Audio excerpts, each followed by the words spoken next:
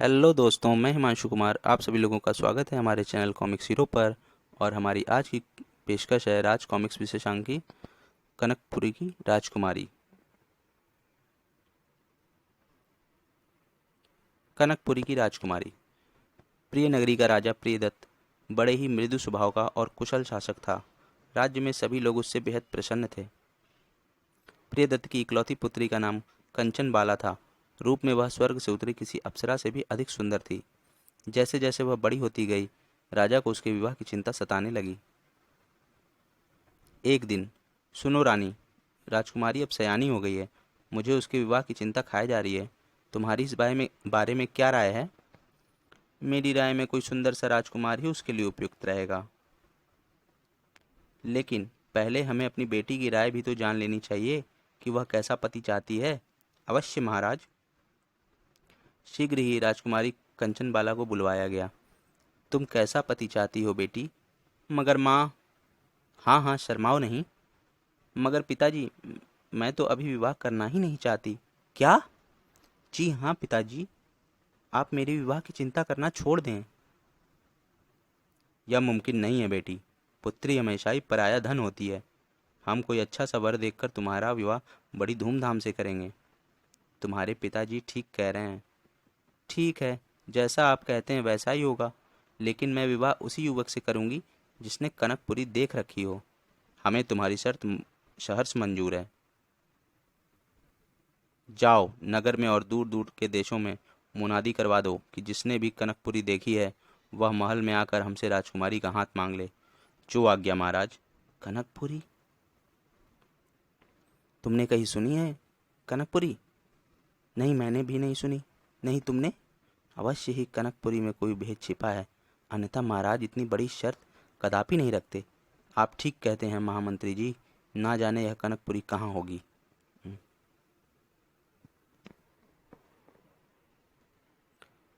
अगले दिन सुबह सुबह ही नगर में मुनादी का ढोल गूंजने लगा। सुनो सुनो, राजा का ऐलान सुनो। कनकपुरी को देखने वाला पुरुष महाराज से आकर राजकुमारी का हाथ मांग ले। कनकपुरी? कनकपुरी का नाम तो मैं आज पहली बार ही सुन रहा हूँ। कहाँ होगी यह कनकपुरी? मैं भी देश विदेश घूमा हूँ, मगर कनकपुरी। लगता है महाराज प्रियदत्त राजकुमारी को आजीवन कुंवारी ही रखना चाहते हैं। प्रिय नगर में ही रत्नभूषण नाम का एक स्वस्थ व जवान युवक रहता था। उसके बारे में प्रसिद्ध था कि वह जिस चीज के पीछे पड़ जाए उसे प्राप्त करके ही रहता था। वाह, इस बार की यात्रा में बहुत अच्छा व्यापार हुआ। माँ सुनेगी तो फूली ना समाएगी। माँ! आहा, बेटा तू आ गया। हाँ माँ, और तुम्हारे आशीर्वाद से इस बार मेरा कपड़े का व्यापार भी खूब चला। जीते रहो बेटा। बस अब तो मेरी अंतिम इच्छा भी तू पूरी कर ही दे। कैसी इच्छा माँ? घर में एक सुंदर एवं सुशील बहू ले आ। उसके बाद मुझे तेरी कोई चिंता ना रहेगी। ओ माँ, तुम तो बस। तूने कुछ सुना बेटे? आजकल शहर में सिर्फ कनकपुरी के ही चर्चे हैं। ओह, मैंने दूसरे शहर में भी सुना था माँ। क्या यह सच है? हाँ बेटा, मगर आज 15 दिनों बाद भी ऐसा व्यक्ति नहीं मिला जिसने कनकपुरी देखी हो। तूने सुनी है कहीं? सुनी होती तो जाकर महाराज से राजकुमारी का हाथ ना मांग लेता। राजकुमारी बहुत भली लड़की है। काश उस जैसी ही कोई तेरी दुल्हन बनती। उस जैसी क्यों माँ? वही क्यों नहीं? ये तू क्या कह रहा है बेटे? क्या ऐसा संभव है? क्या एक राजकुमारी? हाँ माँ, अभी अभी मेरे दिमाग में एक योजना आई है। कैसी योजना है रे? मैं सोचता हूँ कि जब 15 दिनों में भी किसी ने कनकपुरी को देखी हुई होने का दावा नहीं किया है तो इसका मतलब है कनकपुरी कहीं है ही नहीं। अगर मैं महाराज से जाकर कहूँ कि मैंने कनकपुरी देखी है तो वे प्रसन्नतापूर्वक राजकुमारी का हाथ मेरे हाथों में दे देंगे। मगर यह तो धोखा होगा। जब कनकपुरी कहीं है ही नहीं तो इसमें धोखा कैसा माँ? मुझे तो डर लग रहा है, कहीं महाराज को हकीकत का पता चल गया तो। तुम बेकार ही मत घबराओ माँ। बस अब दुल्हन के स्वागत की तैयारियां करो। मैं अभी महाराज के पास जाता हूँ। राजमहल पहुंचकर महाराज से जाकर कहो कि मैंने कनकपुरी देखी है। बहुत अच्छा हुजूर। दरबान ने महल के भीतर जाकर महाराज को सूचना दी तो, ओह, उसे तुरंत ही सम्मानपूर्वक अतिथि कक्ष में ले आओ। जी महाराज। दरबान के जाने के पश्चात, आखिर इतने दिनों के बाद कोई तो आया जिसने कनकपुरी देख रखी है। हमें तुरंत ही अतिथि कक्ष की ओर चलना चाहिए। कहो युवक, तुम कौन हो और तुमने कनकपुरी कहाँ देखी? मेरा नाम रत्नभूषण है महाराज। कपड़े के व्यापार के सिलसिले में मैं अक्सर ही देश विदेश घूमता रहता हूँ। इसी दौरान मैंने खूबसूरत फूलों की नगरी कनकपुरी देखी। तुमने कनकपुरी में क्या क्या देखा युवक? मैंने वहाँ सुनहरी नदी देखी, ऊंचे ऊंचे पर्वत, उनसे निकलते झरने देखे और बस बस रहने दो पिताजी, इस व्यक्ति ने कनकपुरी बिल्कुल नहीं देखी। इसे धक्के देकर महल से बाहर निकाल दीजिए। इसकी ये मजाल हमें धोखा दे। राजा की आज्ञा अनुसार सैनिकों ने रत्नभूषण को धक्के मारकर बाहर निकाल दिया। आह, हा हा हा, बड़ा आया कनकपुरी देखने वाला। आह, आज बहुत बेइज्जती हुई। अब क्या मुंह दिखाऊंगा माँ को। मगर समझ में नहीं आता कि राजकुमारी ने ऐसी बेतुकी शर्त रखी क्यों। क्या उसने देखी है कनकपुरी? जरूर उसने देखी होगी। कनकपुरी कहीं तो होगी ही। मैं इसी समय प्रण लेता हूँ कि जब तक कनकपुरी को ढूंढ कर राजकुमारी को अपनी दुल्हन न बना लूंगा, माँ को अपनी मनहूस शक्ल हरगिज नहीं दिखाऊंगा। और वह कनकपुरी की तलाश में निकल पड़ा। चलते चलते जंगल में बनी एक कुटिया पर नजर पड़ते ही वह चौंक कर रुक गया। यह निर्जर जंगल में यह कुटिया? अवश्य इसमें कोई रहता होगा, चल कर देखना चाहिए। ओह, यह तो कोई पहुंचे हुए महात्मा लगते हैं। मुझे इनकी शरण में जाना चाहिए। कुछ देर बाद जब महात्मा ने अपनी समाधि तोड़ी तो रत्नभूषण ने उन्हें सारी कहानी कह सुनाई। अब तो आपका ही सहारा है बाबा, मेरी मदद कीजिए। हम तुम्हारे करने के कार्य करने के दृढ़ संकल्प से प्रसन्न हुए बच्चा, परंतु कनकपुरी तो हमने भी कहीं नहीं देखी। हाँ, अगर तुम रामवन जाकर केशधारी बाबा से मिलो तो वे अवश्य ही तुम्हारी मदद करेंगे। तो मुझे वहां तक पहुंचने का कोई उपयुक्त मार्ग बताएं महाराज। तो सुनो, यहाँ से 1000 कोस दूर उत्तर की ओर काले पर्वत के पीछे रामवन है, जहाँ केशधारी बाबा का निवास है। अच्छा बाबा, अब मुझे आज्ञा दीजिए। और रत्नभूषण रामवन की ओर चल पड़ा। 7 दिन तक लगातार चलता हुआ वह एक भयानक जंगली जानवर से भरे जंगल में पहुंच गया। उफ, लगता है पूरा जंगल ही भयानक जंगली जानवर से भरा पड़ा है। मुझे सावधान रहना पड़ेगा।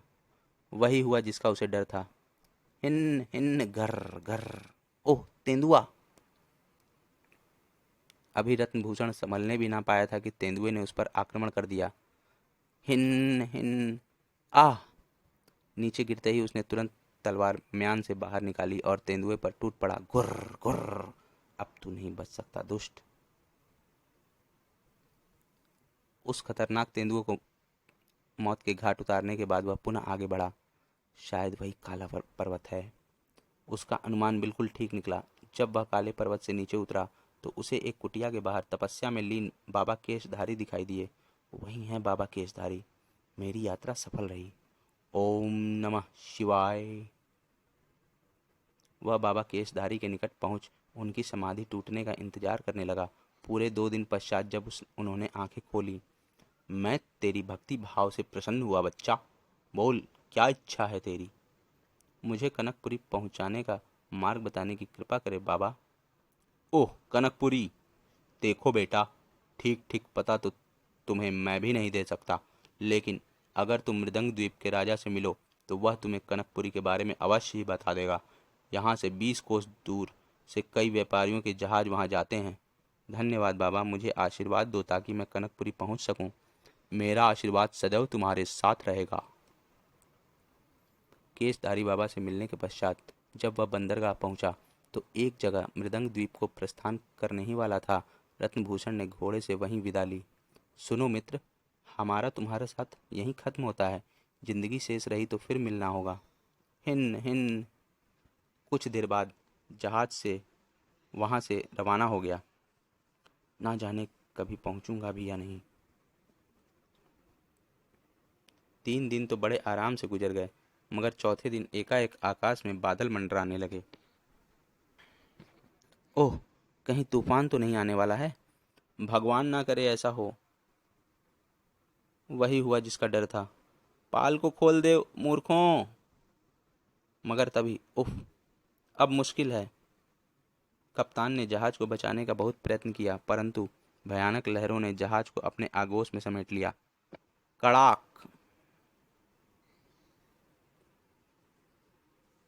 पर पानी में हाथ पैर मारते रत्नभूषण को जहाज का एक टूटा हुआ तख्त दिखाई पड़ गया। आहा, अगर वह तख्त मेरे हाथ लग जाए तो जान बच सकती है। तभी एक ऊंची लहर ने उसे उस तख्ते के ऊपर ला पटका। उस तख्ते के सहारे वह एक अनजानी मंजिल की ओर बढ़ता चला गया। तख्ते पर लेटे लेटे ना जाने कब उसकी आंख लग गई। तूफान भी अब शांत हो चुका था। जब उसने दोबारा आंखें खोलीं तो उसने खुद को एक बिल्कुल वीरान जगह पर पाया। यह मैं कहाँ आ पहुँचा हूँ? उफ! ना जाने मेरे बाकी साथियों का क्या हुआ होगा। इस द्वीप में घूम कर देखा जाए कि यहाँ कोई रहता भी है या नहीं। हम्म, शायद मैं बेकार ही भटक रहा हूँ। लगता है यह द्वीप बिल्कुल निर्जन है। तभी हु। अरे, यह आवाजें कैसी? इस वृक्ष पर चढ़कर देखता हूँ। शीघ्र ही। नरभक्षी जंगली। हु। वृक्ष से उतरकर वह वापस समुद्र की ओर भागा, मगर तब तक दो जंगलियों ने उसे भागते हुए देखकर वार कर दिया। लेकिन वह बिल्कुल करीब आए हुए जंगलियों पर मौत बनकर टूट पड़ा। लो, मरो! हाय आह! बाप रे, बाल बाल बचा, लेकिन अब इनसे निपटना ही होगा। वह भागकर पुनः उस तख्ते पर जा बैठा और खुद को लहरों के हवाले कर दिया। 2 दिन तक वह भूखा प्यासा ही समुद्र में भटकता रहा। कैसी विडंबना है, पानी में रहकर भी इतना प्यासा हूँ। तीसरे दिन अचानक, रोको रोको! अरे वह देखो, कोई मुसीबत का मारा लगता है। उसका जहाज डूब गया होगा और वह किसी प्रकार तख्ते की मदद से जीवित है। हमें उसकी मदद करनी चाहिए। और इसी के साथ वह जहाज का रुख मोड़ दिया गया। कुछ ही देर में जहाज उसके करीब पहुंच गया। इस रस्से को थाम कर ऊपर आ जाओ। उस रस्से की मदद से वह जहाज पर चढ़ गया। जहाज के कर्मचारियों के पूछने पर उसने अपनी आप बीती उन्हें कह सुनाई। अरे, फिर तो तुम बिल्कुल ठीक जगह आ पहुंचे हो। हमारा जहाज भी मृदंग द्वीप की ओर ही जा रहा है। क्या सच? हाँ, अब तुम बेफिक्र हो जाओ। मृदंग द्वीप पहुंचकर वह पूछता हुआ व्यापारियों के राजा तक जा पहुंचा और उन्हें सारी कहानी कह सुनाई। सुनने के पश्चात राजा ने कहा, वैसे तो मेरे जहाज दूर दूर तक जाते हैं, मगर आज तक मैंने कभी कनकपुरी का नाम नहीं सुना। ओह, फिर तो मेरी यह यात्रा भी बेकार गई।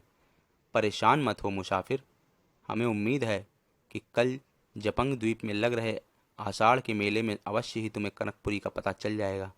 जपंग द्वीप का मेला? हाँ युवक, यह मेला हर साल लगता है और दूर दूर से लोग इस मेले को देखने आते हैं। हम आज शाम को ही प्रस्थान करने वाले हैं। शाम होते ही? हम जपंग द्वीप कब पहुंचेंगे? कल सुबह ही मुसाफिर। वह सामने क्या है महाराज? समुद्र में उगा हुआ एक बड़ का वृक्ष। उसकी शाखाएं 10 मील दूर तक फैली हुई हैं। यही नहीं, उस वृक्ष के नीचे एक भयंकर भंवर भी है। अगर कोई जहाज उस ओर फंस जाए तो फिर उसके लौटने का सवाल ही नहीं उठता। अभी उसने इतना ही कहा था कि तेज हवा चलने लगी। जहाज हमारे नियंत्रण से बाहर होकर उस भयानक भंवर की ओर बढ़ रहा है महाराज। क्या?